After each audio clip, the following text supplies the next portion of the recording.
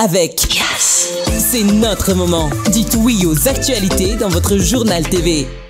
Elmondes est sur un résultat exceptionnel. Faites confiance à Elmondes. Manoltranao ny vaovao.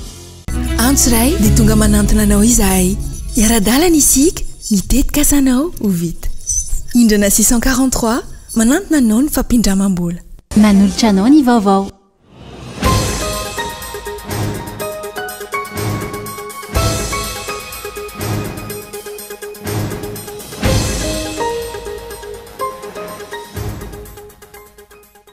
Miariary ny amboletra natao amin'izao fotoana ka nametrahana amin'ny PDS ao Antsiranana voalohany na eo aza ny falaniny be ny tanàna Javozara Jean-Luc tamin'ny taha 521 amin'ny fitopolo isanjato.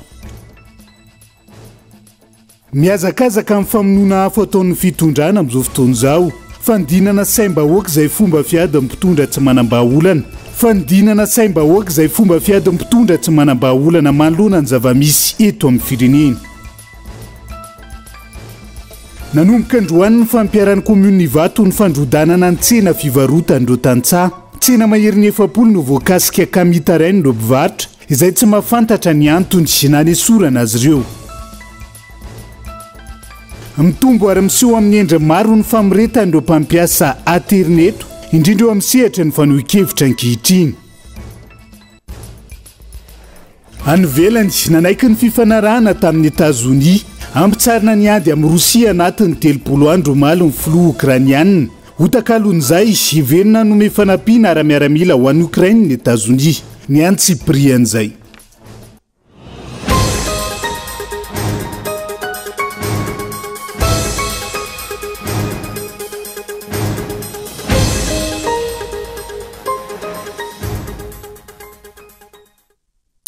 Ngadondrainy amin'ny valoralina fotoana ny fampalalamba-vao eto amin'ny fitalavitra kolo atirina ny araba tombo kilasy tombo vavy manasanao ihany koa anaraka ny antsiprian'izay avy hatrany dia azo any antsirana sika hoentsika manokatra ny fampalalamba-vao miariary amin'izao fotoana ny amboletra natao ka nametrahana ny PDS ao Antsiranana voalohany na eo aza ny falaliny be ny tanàna Javozara Jean-Luc tamin'ny ata 521 amin'ny fitopolo isanjato. Voahitsaka tanteraka ny Zoso ny safidy nataon'ireo mponina ao Antsiranana manoloan'izay ka eto Andriatsilavo. Ny sitona ny sainy be sy ny maro indray tatoato na eo aza ny fanadogodinana saim-bahoaka sy ny famonoana afo herson'ny mpitondra fanjakana ilay tsy fanaran-dalàna ka nametrahana PDS ao amin'ny komuna Antsiranana voalohany.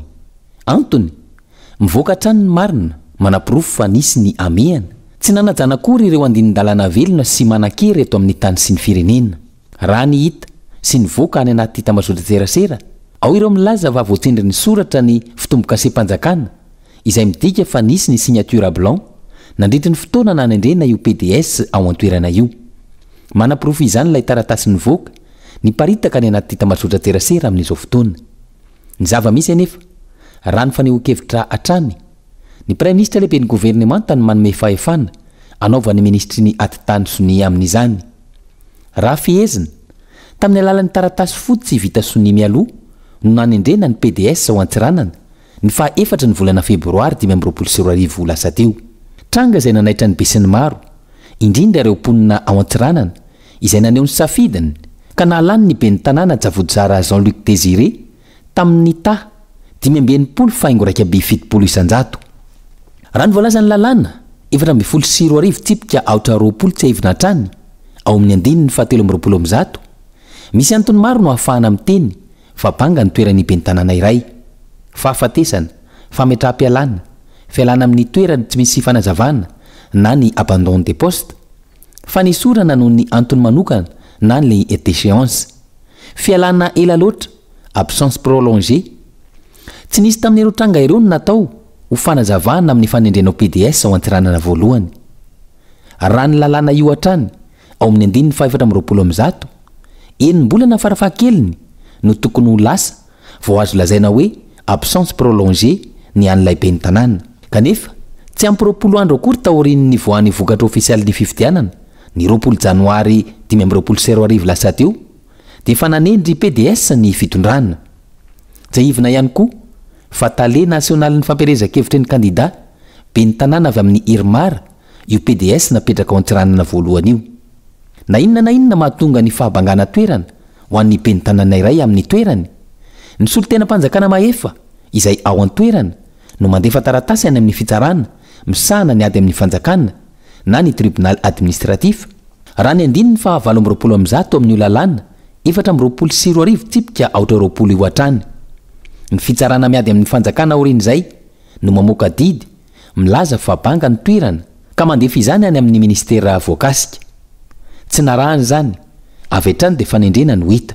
Miariary araka izany ny amboletra miteraka tsy fanarahan-dalàna ataon'ny mpitondra fanjakana ka ametrahana amin'ny fomba rehetra ireo mpiondana loko volomboasary eo amin'ny fitondrana. Nahita izao fa tsy ankasitrahan'ny mponina tsy safidiny be sy ny maro tamin'ny alalan'ny fifidianana. Miariary izao fa atao tsinitsinina ny safidin'ireo mponina ao antsiranana ka nahalany 520 faingo raika amin'ny 700 ny ben'ny tanàna. Inona ny fampandrosoana antenaina amin'izany? Misy ve ny demokrasia eto Madagasikara? Raha izany no zavamisy. Izay ny amboletra fa miainga ihany koa ny famonoana afo amin'izao fotoan'izao araka ity fanadihadiana manaraka ity. Fomba fiady mpitondra tsy mahita vahaolana ny fanodinana ny saim-bahoaka manoloana ny fahasahiranana sy ny fahantrahan'ny firenena amin'izao fotoan'izao raha ny faneho-kevitra mpamakafaka raharaham-pirenena iray. Tokony ho tonga saina sy tsy ho voarebirebin'izany ny olom-pirenena fa hijoro anara-maso ny asa mpitondra fanjakana sy ny raharaham-pirenena amin'ny ankabeny Rina Fitiavana. Marary ny sehatra rehetra eto amin'ny firenena ary miantraika mivantana amin'ny ady vilan'ny malagasy. Maro ny vaovao mafana sy fantohan'ny mpanara-baovao. Eo anatrehany sehon-javatra samihafa ireny, miseho amin'ny endriny samihafa ny famonoana afo ataon'ny fitondrana sy ny mpiaradia aminy. Nambarany mpamakafaka raharaham-pirenena fa inina etsehana amin'ny fisehon-javatra iray ny fombahoaka ka ho taitra sy ho variana rehefa ao anaty krizy lalina toy izao. Fomba fiady iray hoentin'ny mpitondra tsy manana vahaolana manoloana ny olana misavovona ihany koa ny fanodinana saim-bahoaka. Ny vanim-potoana ohatran'izao zany rehefa sahirana ny mpitondra tsy hitany intsony izay amahana ny olana dia any amin'ny tsy mivonto no manaintaina dia sarihana any ny sain'ny olona indraindray. Eto amintsika zao be dia be no mety fisehon-javatra ohatran'izany. Mety ohatra hoe saika maty angamba ny filoham-pirenena fa nihinana sakafo tsy voarara-tsy hohanina ohatra dia taitra n'iny ny fon'ny olona dia variana any daholo dia malahelo mangoraka sy ny sisa fa adino le tena hoe nisy vahaolana ve ny entina tamin'ny conseil de ministre tany Majunga. Ahoana ny fomba natanterahana an'izany, misy hoe mivola, inona no fiantraikan'izany amin'ny fiainam-bahoaka ary reny indraindray no adinon'ny olona fa variana amin'ilay fihetsem-po. Ny mpitondra liam-pahefana no mampiasa ho fitaovana politika nyity famoronana fisehon-javatra natao anaitra ity anadinoany ny mponina ireo olana mianjady amin'ny andavanandro sy anarona ny fitondrana ny tsy fahaiza mitantany. Mila vahoaka matsiaro saina manara-maso ny fitantanana ny firenena araka izany ka tsy anaiko ho voarebireby ny fampielezan-kevitra politika ataony mpitondra ankehitriny isanandro. Ka ataoko ny vanim-potoana iainantsika izao tsy dia hoe fitondrana sosialista intsony fa mila vahoaka matsiaro saina ary mila vahoaka manara-maso ny raharaham-pirenena. Tsy hoe amin'ny vanim-potoana fifidianana ihany no tokony no taitra ny olona na amin'izay ihany vao manao hoe tompona andraikitra eo amin'ny firenena fa ho anatin'ny fomba nataterahan'ny mpitondra ilay etaetany ilay fampandrosoana amin'izay indrindra izy no tokony manara-maso ny fitantanam-bola, ny vokatry ny asan'ny mpitondra, ny fanapahan-kevitra samihafa amin'ireny conseil de ministre ireny. Efa lasa fomba fanao mahazatra ny fitondrana volomboasary ity ny fanodikodinana saim-bahoaka amin'ny alalan'ny fivoizana an-tserasera trangan-javatra anerana ny fony vahoaka. Marefo ara-pivelomana raha teo ny vahoaka malagasy ka mahomby ity paikady politika rety. Afanalana ny vahoaka anatin'ny olana mampijaly azy ireo anefa no andrasana any mpitondra afa tsy serasera ivelany. Iverina any amin'ny tapany avaratra ny ozo vetivetsika fa makasika ny sehatra ny fitrandrahana arena kibony tany. Mitaintaina ny mponina ao Ampasindava faritra Diana manoloana ny fikasana hitrandraka terara taona orinasa vahiny iray amina velara-tany mirefy 3 amin'ny 20 3,7 kilometatra toradroa amin'izao fotoan'izao. Ao anaty fotoana kana fahazondalana n'orinasa amin'izao fotoan'izao no mitaky izay fanajanonan'izay ireo mponina io izay niafara tamin'ny fanambarana ny arahany ireo mponina tamin'ny firaisamonim-pirenena teto Andrenivohitra ho hita mpitondra fanjakana tamin'ity androan'ity Tojindrena Tahiry. Mihoatra ny 5,000 miparitaka amina fokotany misy zavalo anaty kominina roa samihafa ireo vondron'olona voakasiky ny fitrandrana terra rara ao Ampasindava faritra Diana. Mitaky ny fampiatona ny tetikasa izy ireo izay nanamafy fa tsy misy tombontsoa azy ireo ny fisian'ny fitrandrana. Mitaky ny fampitsarana ny fanaovana serasera ny ivelany ataon'ny orinasa ihany koa izy ireo mikasika ny fitrandrana ny taniny. Aleo mihitsy le tetikasa aloha zany ijanona satria tsy ahitany zareo tombontsoa misy vanille amin'le toerana zay eritreretiny zareo hitrandrahana. Ny arantsika malala nefa kilony vanille ohatra raha ray hetsy ariary dia olona anankiray mahazo folo tapitrisa anatin'ny herintaona mpamboly anankiray kanefa raha hiasa ao amin'le tetikasa izy mety farafabe ny karama ao anatiny mety hoe efatretsy raha mpitomboantsika herintaona zay mbola ataoko hoe efatra tapitrisa eo nefa mahazo izy folo tapitrisa amin'ny vanille zay ho ataony nefa ho potehina le vanille dia tsara ihany tsika mandinika tsara hoe tena azo atao tokoa ve le fitrandrahana zay mahatonga an'le olona mitaraina ary tongeto izy maneho ny ahihany hoe aiza ny velomanay Hopotika ny fanjonona sy ny volo fanonana ny mponina. Ny karama ho azo avy amin'ny orinasa raha ho voaray tsy havita hanontra ny fahasimbana sy havelona kokoa mihoatra ny vola azo amin'ny fambolena hoy izy ireo ny taraina. Hopotika ihany koa ny valan-javaboary sy ny tontolo iainana any an-toerana. Fandavana ny fangatana fahazoan-dalina hitrandrika ataon'ny orinasa Arena Resources io. Ny fampitsahana tanteraka ny tetikasa satria tsy ahitanay ety fotony sy vahoaka malagasy tombontsoa io tetikasa io fa fampotehana no aterikany. Fagnajanona ny tombom-barotra ara-tserasera ataon'ny orinasa Arena Resources eo amin'ny setra iraisam-pirenena mahakasika ny tetikasa fitrandrana terarary ao Ampasindava faritra Diana. Fanajanona filazana ataon'ny mpitantina orinasa fa tsy isy fiantraikany ara-tsosialy sy eo amin'ny lafin'ny tontolo iainana ny fitrandrana terarary ao Ampasindava izay diso tanteraka zany.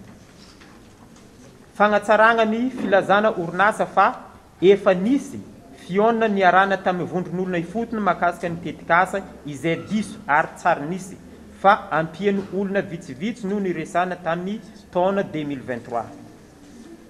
Ajanona izay mety fanambarana ny vahoaka anaiky ilay tetikasa amin'ny fizarana sakafo varimasika sy menika. Raha ny fanazavana terenankolaka anaiky ka resena lahatra fa hitondra fampandrosoana ao an-toerana ny mponina.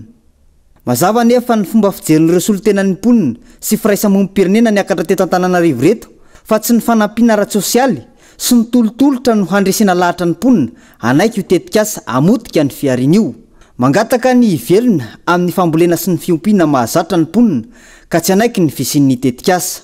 Tsy aivina trandrahana aretina anamboarana loko sy teknôlôjia moderna ankehitriny ny terra rara ka ampiasaina amin'ny vatoaratra, ny angovo azavozina toy ny éolienne, ny fiara elektrika, ny finday avolenta, ny fanaovana vanja sy ny fitaovam-piadiana. Ny firenena sinoa no firenena mpamokatra betsaka indrindra ny terra rara eto ambonin'ny tany ary ny ao Ampasindava no heverina ho fitrandrahana lehibe indrindra ivelan'ny Chine raha miroso amin'ny tetikasa araka ny lahatsoratra navoaka ny gazette Le Monde ny taona 2024. Andrasana ny metotoiny. Fa mizarazara ny mpanolo-tsaina avy amin'ny fanoherana ao amin'ny filakevitry ny tanàna Antananarivo renivohitra amin'izao fotoan'izao. Raha ny fanohan-kevitry ny mpanolo-tsaina avy amin'ny antoko tia tandrazana androany. Tsy ny ray hevitra izy ireo nandritra ny vote secret nandaniana ny budget primitif ho an'ny taona 2024. Ny fanatanterahana izay vote secret izay mila fanovany sy ny mangarahara raha ny fanohan-kevitra hatrany santatra ny ainy.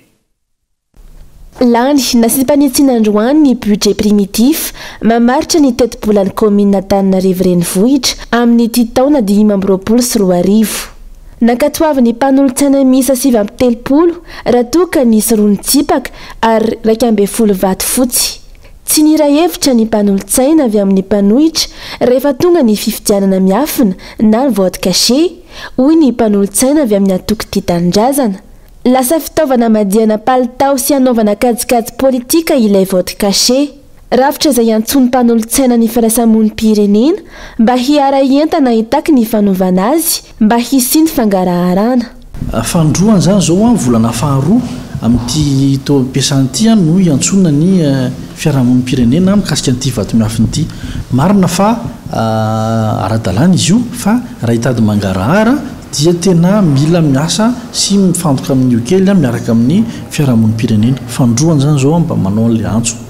Faharoa tena paritaka vizaka mihitsy ny mpanohitra. Hitantsika moa zany hoe nivory ny lohandohan'ny mpanohitra reny tapitapabolana tamin'ny herinandro dia hitantsika ny sondage ny CCOC maly sy vakomaly dia an'io zany nivoaka mihitsy ny hoe 2-4 sisa ny manao tsia ary tsy ilay izy tsy hoe manao tsibontolo fa nanao fantsiny zay nanao amendement zay Lafin-javatra maro nangatahiny mpanolontsaina fanatsarana tao anatin'ny budget primitif izay natolotry ny ben'ny tanànan'Antananarivo. Teboka valo tao anatin'ilay teti-bola no nasipanitsina. Na izany ary mbola tsy mahafa-po ny fanitsinana tao hoy hatrany ny fanazavana. Resaka taxi moto ny tenako zany dia niady foana hoe asina fitsipika resaka taxi moto io fa korotana be. Dia soratan'ireo ato hoe vélo moteur à usage professionnel dia nangataka ny tenako manokana hoe mba asiana soratra mazava hoe taxi moto sy mansay dia mazava ny resaka kanjo moa zany tsy niraisina le fanitsina dia vélo moteur à usage professionnel fotsiny misoratra ato. Tasika ny taxi bicyclette dia nanao fanitsina koa zay hoe mila asiana fitsipika raha asiana sazy izy io atao mazava tsara kanjo moa zany tsy voaray le izy dia tsy fantatra mihitsy zany zao inona natao amin'ny taxi bicyclette. Kasika ny tanin'ny commune namidy be dia be dia nitaky zahay ny tenako aloha nitaky hoe ataovy mazava tsara hoe izavy no nandoha vola izavy no tsy nandoha vola satria zay anisan'ny nanohitra n'ireny fivarotana tany ireny tamin'ny andro teo aloha dia amin'izao fotoan'izao moa hoe nanahoana raha zany le izy dia tsy mazava ihany koa le hoe izy hoe iza nefa tena nandoha vitsy zany nefa nandoha nisy aloha efa tena nandoha fa mila atao mazava dia izay koa ny antony nanaovana tsia. Ny faran'androany ny fivoriana fandaniana ny teti-bola na ny session budgétaire eo anivon'ny commune Antananarivo renivohitra. Naharitra 10 andro ny fandinihana. Andasina ny fanatanterahana sy ny vokatra azo tsapahi-tanana amin'ity politika ara-bola vaovao ity ho an'ny fanatsarana ny tanàna Antananarivo renivohitra.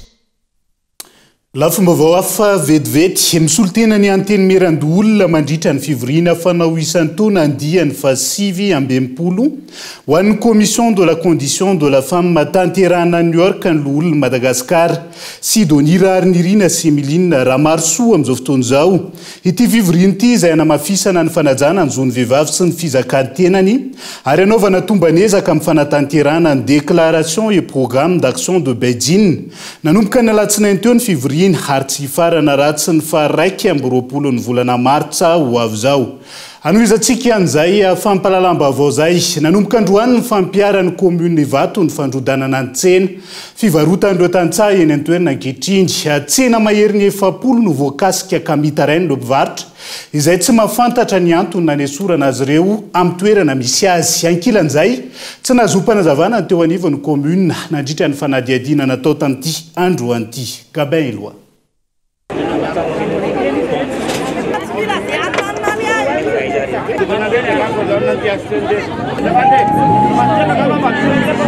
Latsadranomaso ireo mpivarotra eo amin'ny tsenany tantsaha eny Ivato ny maraina teo.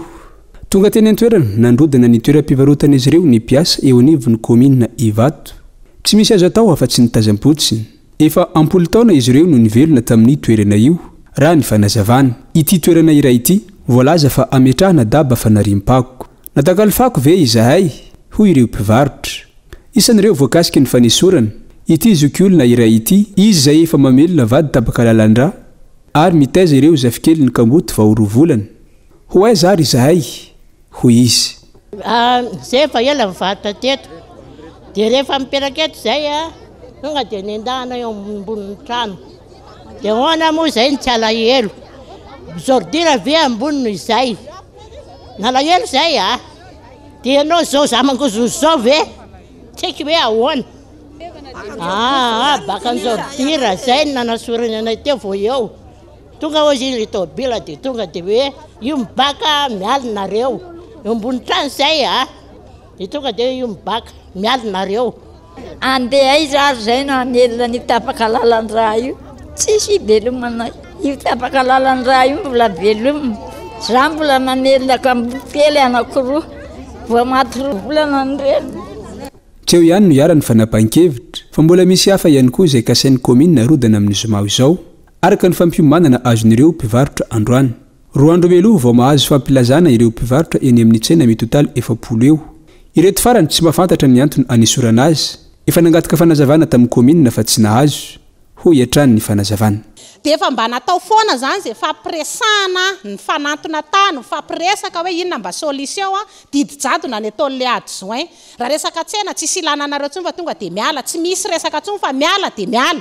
mera mihitsy dia davinay nefa ny mera tsy mety miona an'le vahoaka mihitsy zany mera tsy fantatra mihitsy le antony zay nge ny angatahany hoe inona le antony mba omeo anay tsisy fanazavana hoe zao le antony na zao le antony na zao le antony tsisy mihitsy ianao zany reo vao ohatra hoe manala dia tokony mametraka hoe etony nasinana azy zay tsy mila vaniny zay milamina tsara misy tonga dia miala sao dia zao fa nga omby ny ombony atao gosy tonga dia agosy tonga dia mandeha gosy fa le tan'olona zany tonga dia anatin'ny firinitra dia voaroaka zay zany tena hoe zavatra hitanay etokony koa zay zavatra zay dia tena mampalahelo any tena mampalahelo le majinika reo olona reo a mamelombady manjanaka mampianatra zaza daholo reo olona reo manofatrano ny akamaron'ny sasany fa nirean'ireo mpivarotra ny anaovany tompona ndraikitra fidinana ifotony amantarana ny tena zava-misy raha toa ka ny fanatsarana ny tsena no ilain'ny komina mahatonga n'izao fanapahan-kevitra izao vonona ireo mpivarotra iroso amin'izany raha ny fanazavana androany niezaka nanatona teny amin'ny komina ny mpanao gazety nanao fanadahadiana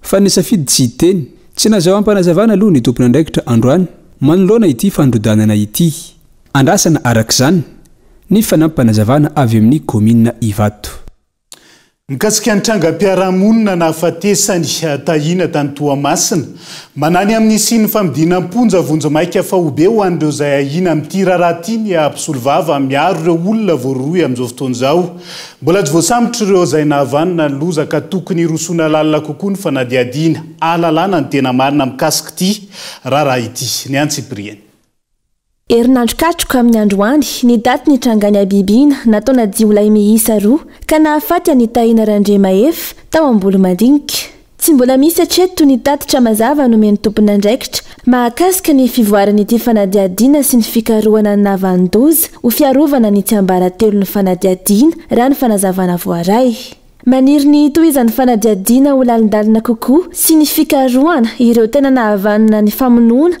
any Rakitopoklay i Maître Tody Arnaud sy ny ekipany mialoha ny ampiakarana ny raharaha hoe ho anivo ny fitsarana mba hisorohana amin'ny mety ho fampidirana ponjavonjo maika sy ny antsoina hoe MD systématique anireo izay voatondro molotra sy ny tolobatana noho ny endrika mabika mitovitovy tamin'ny endrika ilay mpanao ratsy izay tazana tao anatin'ny horonan-tsary na ny vidéo de surveillance nandritry ny famonoana ny tranga nialy ny talata fa-4 martsa lasa teo dia maniry izahay ny anohizana lalindalina ny fanadiadiana indrindrandrindra fikarohana n'le olona tena navandoza zay vao miroso amin'ny déferment any amin'ny fitsarana ny antony resahanay an'io dia tsotra raha ohatra ka lasa any amin'ny fitsarana io dossier io dia matetika zany le olona tsy voakasika n'le raharaha fa noho ny resaka tondromolotra no ho lasa MD zay eto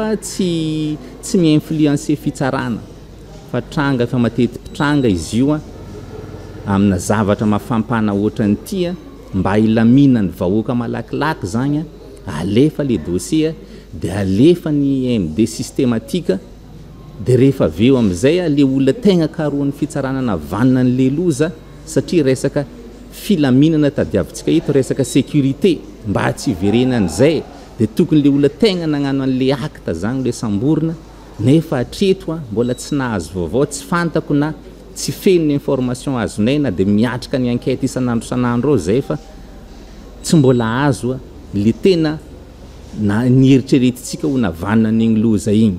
Araka ny loharam-baovao maro-potitra, miisa 7 ireo izay voarohirohy tamin'ity raharaha ity.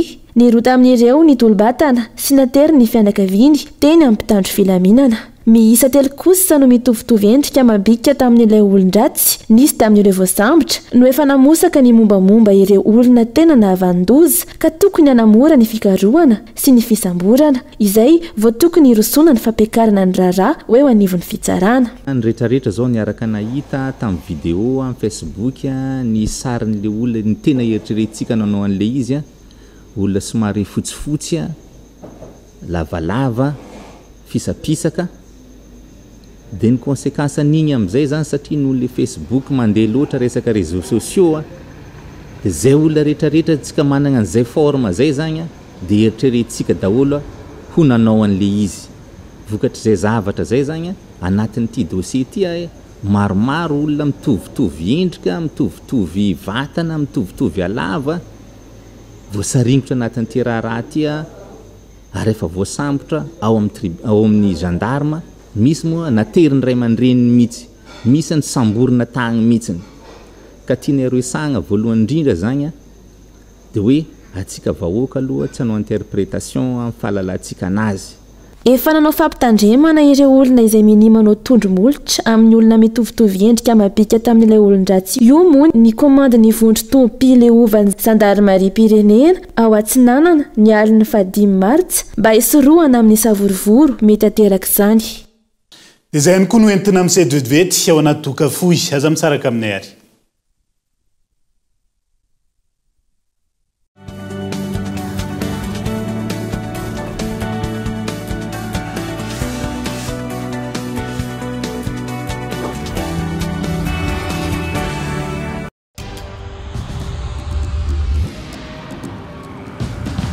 Tsika miara-miketrika ilay ho avy mamiratra.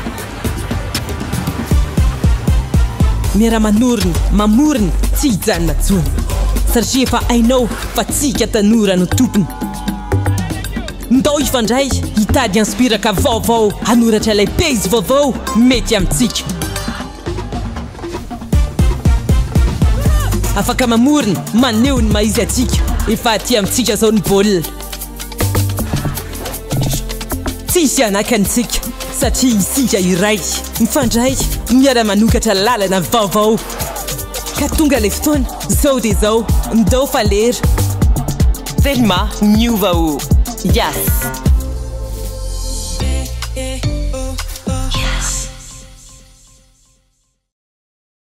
Mafana be ny andro fa mbola mafana lavitra noho izany miaraka amin'ny Canal Plus. Tantara mampientanentana sy mampitataina, tantara mpitiavana, miomana fa ho feno fafinaretana ny tontolo andronao miaraka amin'ireo fandaharana maro be.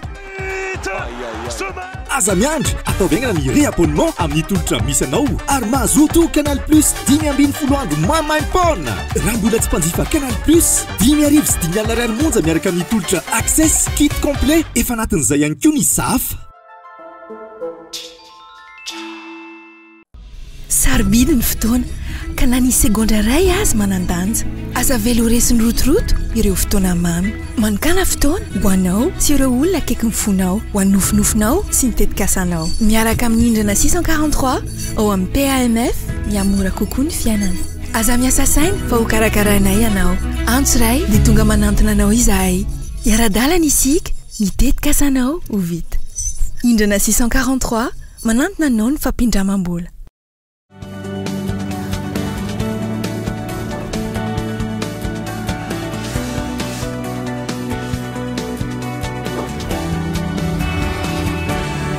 Mamerina ny araba hatrany tomboka lasy tombovavy tonga soa indray atao anatin'ny tapany faharoa amin'ny fampahalalam-baovao amin'ity alina ity. Tombanana iverina an-dranomasina ao amin'ny lakan-drano Mozambique indray alay rivo-12 juillet ny alakamisy izao. Ariditra ny tanety any Amorotsiraka atsimo andrefana ny zoma 4 martsa 2022 araka ny fampitam-baovao avy amin'ny Foibe famantarana mety ho toetry ny andro androany. Ahina hiakatra ny renirano amin'ny toerana maro toa ny Toliara ho ny lahy penenitra sy ny sisa ary ahina ho tapaka ihany koa ny lalam-pirenena fa 5 sy ny lalam-pirenena fa 10. tsy mora ny miatrika andrivodoza ny takaitra navelandrivodoza teo aloha ihany koa zay tsy mbola tafarina hatramin'izao ndao arahantsika amin'ny fanampanazavana mikasikisay araky ny voalazantsika teo vao tsy ela eo andeha no nametra takaitra ary mbola tsy tafarina ny olona izao sahady anefany a dia efa tonga ity jiody ity na izany naty zany a io ny zava-misy a tsy maintsy miatrika ny vahoaka tsy maintsy miatrika ny fanjakana tsy maintsy miatrika ny rehetra ka nojerena manao ny asa ny benjase satria rehefa nametraka tsika nireny sakafo ireny tao anatin'ny toerana marobea dia efa saika lany avokoa izy reny fa ny nataony teto anivony benjase dia namerina ary nanampy raha tsy teny a satria araky ny voalaza dia any amin'ny districtny Morombe no tena tahorana idirana izy ity efa nametraka atsika satria toerana lavitra ihany a saridalana ihany a efa nametraka atsika reo sakafo zay mety ahitana olona tokatrano a manodididina ny arivo-latsaka toy izay ihany koa ny tao toliara voalohany a sy toliara faharoa mahery ny tokatrano arivo la fomba vao hafa vetivety tao ambobololona commune Ambatoa Fahavalindray no nanatanterahany Ismaili Civique l'organisation de soutien pour le développement rural à Madagascar ary ny première agence de microfinance ny famboleka azo tamin'ity taona 5 amby 20 ity ho fiantohana ny afandrindro zanakazo miara-miasa amin'ny groupement d'épargne communautaire izy ireo anatin'izay famboleka azo zay onona sainy ho fitandronany tontolo iainana sy fanamaitsonany Madagasikara mikojakoja ireo efa novolena ary manitatra tranony toeram-pamboleka-azo isan'ny taona ny réseau Aga Khan de développement Ismaili Civique organisation de soutien pour le développement rural à Madagascar ary ny première agence de microfinance Madagascar tamin'ity tao firenana ambobololona commune Ambatoa Fahavalo district Antananarivo Atsimindrandrano no nanatanteran'izy ireo izany miara-miasa amin'ny GEC na ny groupement d'épargne communautaire izy ireo mpiara-mombonantoka amin'ny fahazahoana vokatra tsara. Donc l'événement d'aujourd'hui regroupe toutes les institutions du réseau de développement Aga Khan, AKDN. Donc il s'agit donc de la première agence de microfinance, la fondation Aga Khan à travers son programme OSDRM, l'organisation de soutien pour le développement rural à Madagascar, et la communauté Ismaili, sous la bannière Ismaili Civique. Aujourd'hui, nous allons planter 4000 arbres, des espèces variées, mais qui comprennent également des arbres fruitiers, puisqu'ils sont à haute valeur ajoutée pour les paysans. Et il est important de préciser que nous sommes accueillis et nous travaillons avec les paysans qu'on accompagne depuis des années à travers des groupes d'épargne communautaire accompagnés par l'OSDRM. Donc c'est vraiment une action qui s'inscrit sur la durée et pour la durée. Déjà, ce qui est important, c'est de planifier bien en amont avec les paysans, se mettre d'accord sur les terrains, les espèces dont ils ont besoin, s'assurer que ce qu'on fait va répondre aux besoins de la communauté. Puisque pour que les arbres soient protégés, il faut qu'ils soient protégés par les communautés. Même si nous effectuons toujours un suivi, mais aujourd'hui on enregistre un taux de survie de 70 à 80%, parfois 90% sur les reboisements opérés. La clé de ça, c'est de travailler avec les paysans qu'on accompagne et qu'on connaît toute l'année pour qu'eux ensuite prennent soin de ces arbres. Mila onerana ny fandotoana atao ary ilaina ny misintona ny gaz carbonique kajina sy tandrovana ny arena voajanahary fanatsarana ny fari-piainan'ny vahoaka eny fotony isan'ireo tanjona petraka antony ametrahan'izy ireo zava-dehibe izao famboleka-azo izao ka tsy sakana ny alavirana ny lalana sy ny orana.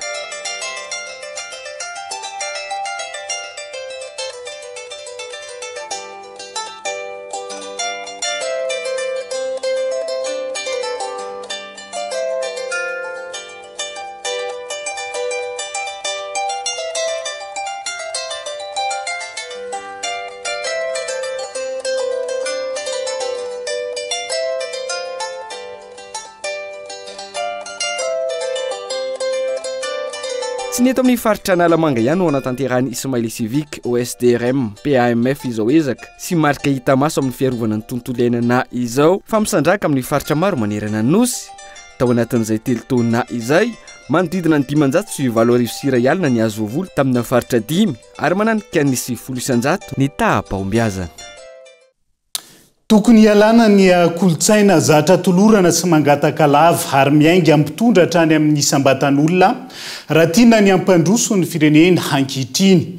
Eo anatrehan'izay nanome modely ny UNESCO Madagasikara ary nanohana rabola fikambanana tsy miankina iray hiadina amin'ny tsy fananan'asa ankehitriny. Isan'ny sitraka izany ireo fianakaviana marefo tao amin'ny commune Mboamalaza Miray araka ny fanadihadiana tanteriny Onona Saina.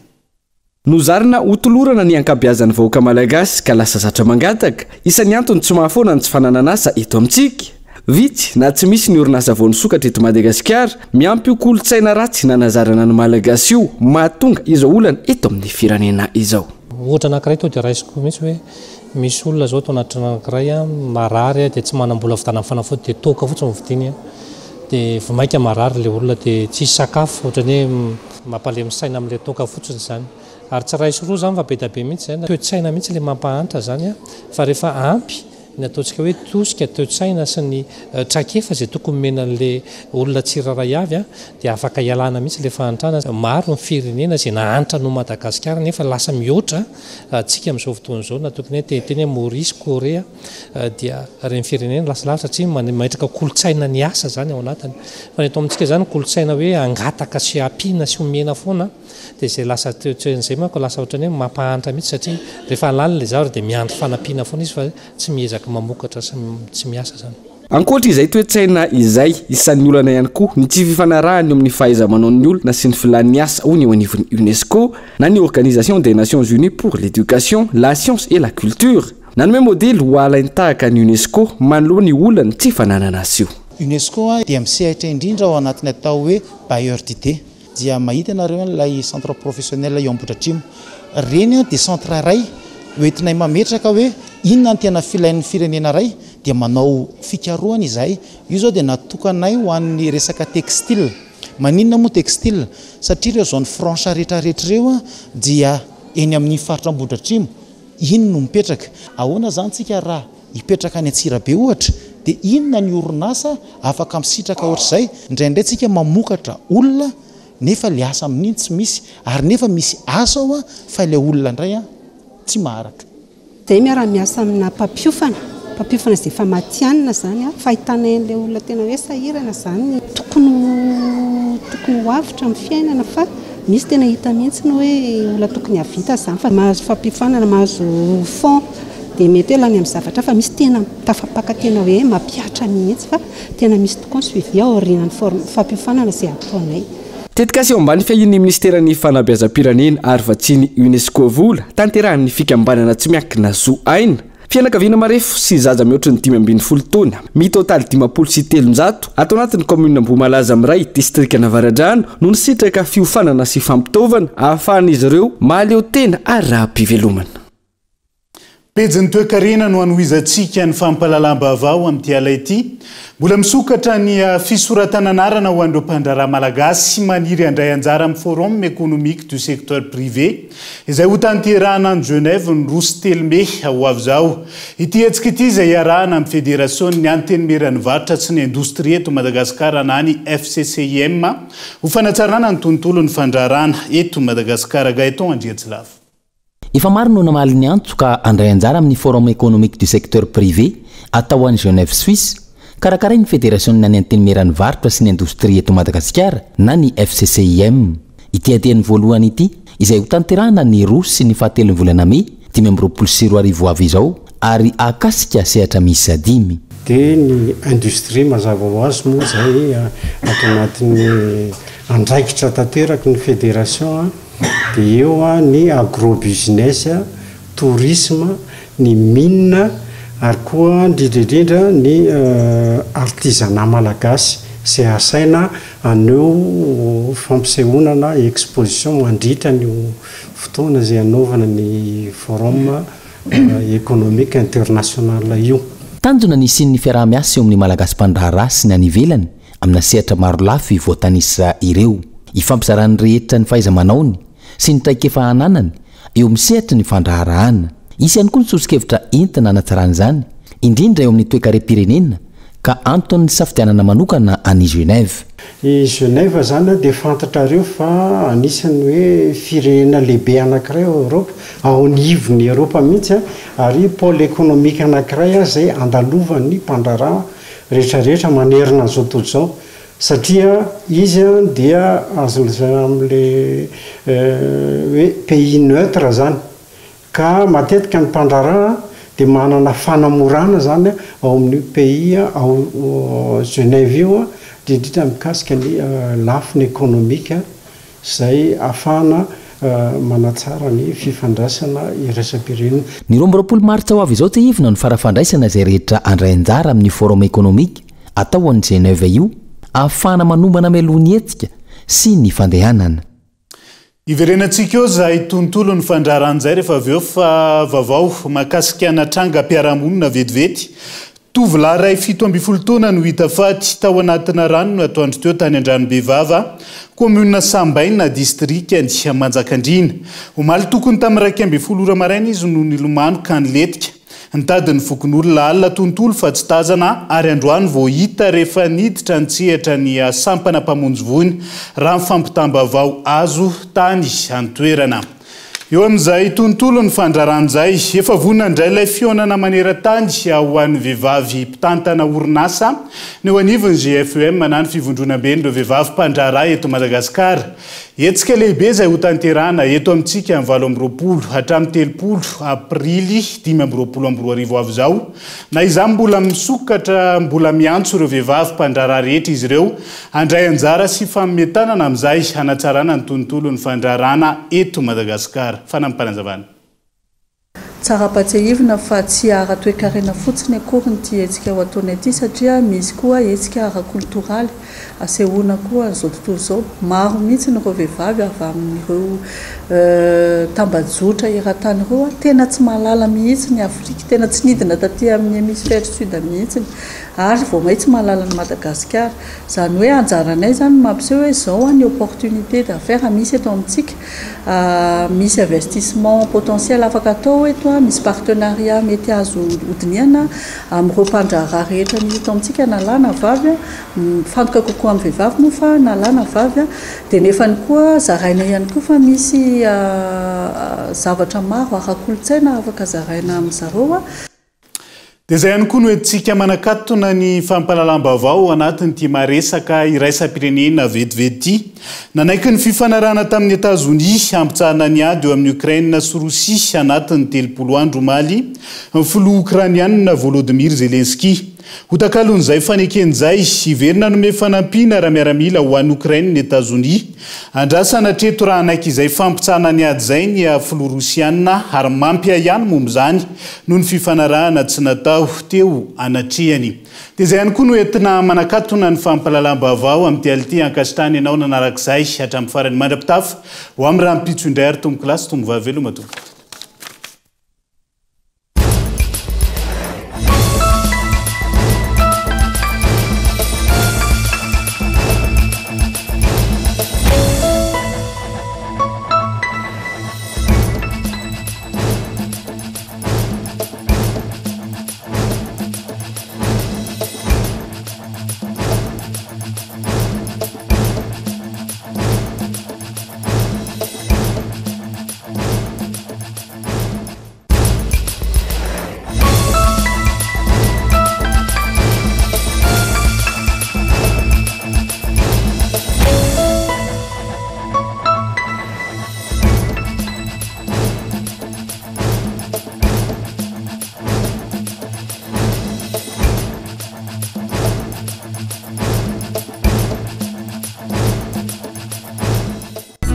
Ray dia tonga manantona anao izahay. Iara-dalana isika mitetika asanao ho vita. Indrana 643 manantona anao ny fampindramam-bola. Vous a présenté Ny Vavao. El Mondes est sur un résultat exceptionnel. Faites confiance à El Mondes. Vous a présenté Ny Vavao. Avec Yes, c'est notre moment. Dites oui aux actualités dans votre journal TV.